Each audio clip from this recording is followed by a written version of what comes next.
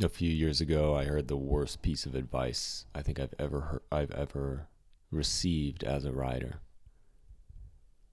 And it went like this. Imagine all of the authors on your shelf.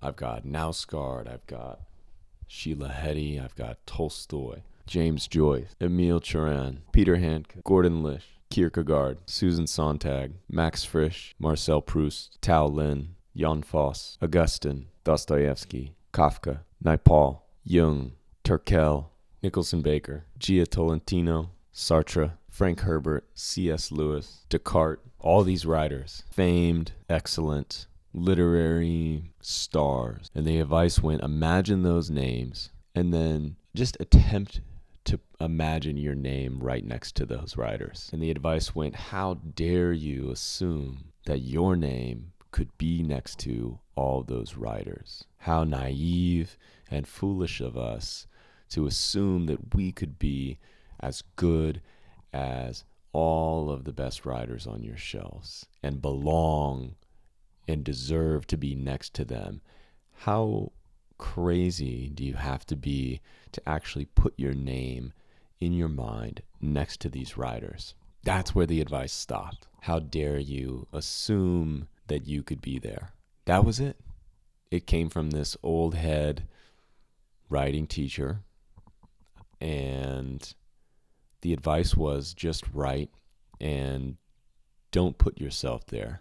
Another way I've heard this recently, as I was reading a little bit about John D'Agata, who's a writer that I really respect and admire. A lot of these reviews came for his first book called About a Mountain. And a lot of these critics were recognizing that this was a good work and it had some literary merit.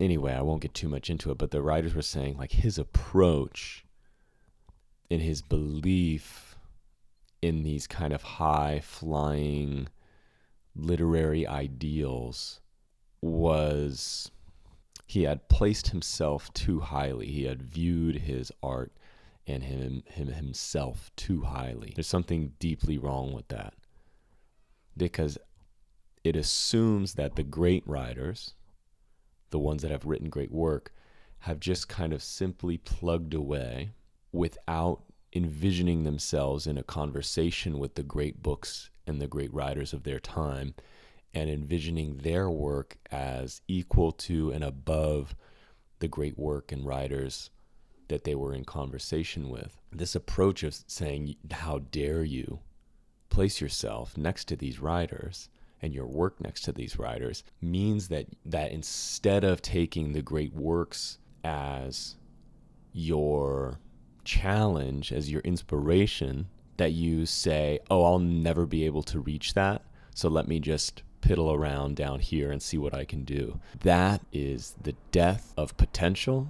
It's the death of art. It is not life-affirming. It's not life-giving. It assumes that you can never create something great. And then your creation comes from this place of, well, I'll just do what I can do. That is utter and complete bullshit. It doesn't, if you approach creating like that, your creations will never be anywhere near these, because as your foundational assumptions, you're saying, I cannot possibly create something like this. If you're telling that to yourself, then you will never create something like this. So I want to impel you to get rid of those assumptions and to assume that the great writers didn't commune with the other great writers of their time and say, here's what I want to do better. Here's where it didn't work out. For Tolstoy,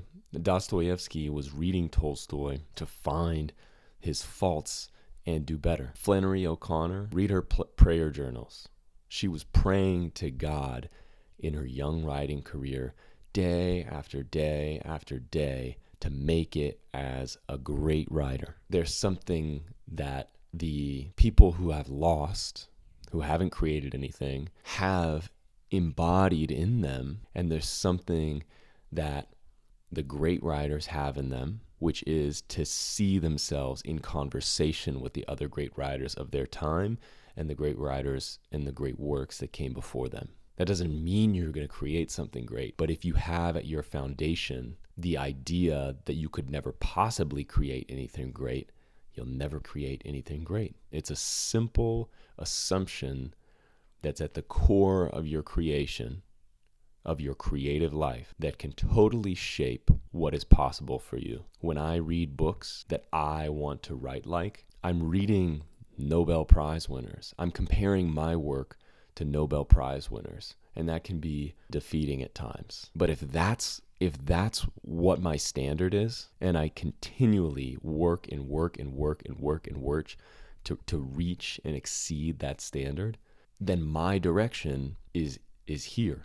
This is what I'm looking for. But if I don't have the standard, if I assume I'll never be able to write like Sebald or Naipaul or whoever, if I have that in my assumption, I'll never fucking write like them. So instead, I have as the books that are my standard of what I want to get to, the highest caliber pieces of art that I can find based on my aesthetic and what I feel is the most potent. I'm not comparing my work to little works, and I will write and continue to make and continue to create, and I'll throw away books if I have to. I'll throw away drafts if I have to, until I write a work that it at very least, shows a writer that has the potential, a work that has the possibility to reach the plane of these immensely powerful and brilliant works. I sit here, I work, I write,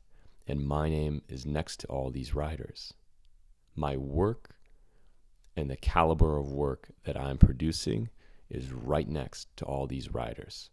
And if I ever assume something different, I might as well stop, because whatever I'm creating, if it can't sit next to them, it's not worth being created.